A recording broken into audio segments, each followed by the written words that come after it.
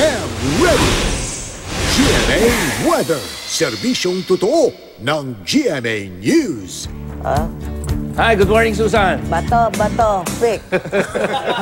Napo-forecast mo daw yung yung ibabato ng kalaban eh. Hindi, yung kasing kasama ko, mahusay magbigay sa akin ng payo.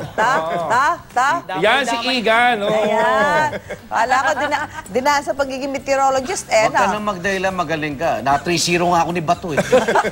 Talo ka ba? Talo ako ni Bato. Bay, hindi nagbato eh. Iniisip ko magbabato, wala. Dahil dyan man tani, magpapapandisal ka ngayon. Oh, yes. Okay. Kasama si Igan, ha? Talo nga eh. Okay, Igan. Parang namin TF. Susan, mga kapuso, may mataas pa rin tsansa po ng ulan sa ilang panig ng Visayas at Mindanao. At unahin natin yung rainfall forecast ng Metro Weather dito sa Visayas. Umaga pa lamang may ulan na dyan sa Samar, Leyte provinces. At pagdating ng hapon, Western at Central section, posible rin po yung mga pag-ulan.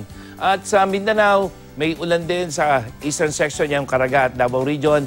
Mas marami po dito sa may Caraga Region. Pero pagdating ng hapon, halos buong Mindanao ay makakaranas sa mga pag-ulan at yan ay dulot ng thunderstorm. Sa Southern section ng Luzon, may pag-ulan dito sa Palawan. Umaga pa lamang yan, pero sa nalabing bahagi ng Southern Luzon, may mga mahinang ulan dyan lang po sa Mindoro. Pero sa Bicol Region at Calabarzon, halos walang ulan. At sa nalabing bahagi ng Luzon, ganun din, Northern at Central section, maaliwalas, maliban, dyan sa ilang bahagi ng Cordillera na kusan posibleng makaranas ng mga pagulan.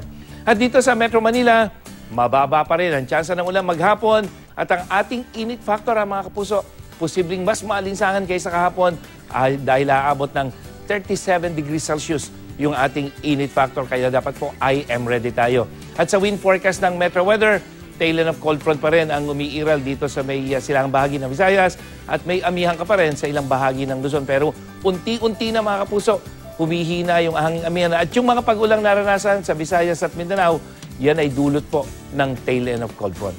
At yan ang latest mula sa GMA Weather. Yung kwentuhan natin, mga kapuso, pwede po yan hanggang sa ating Facebook page.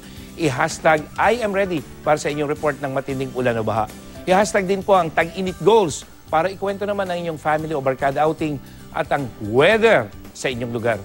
Ako po si Nathaniel Cruz, magplano para sigurado. I am ready. Serbisyong totoo ng GMA News.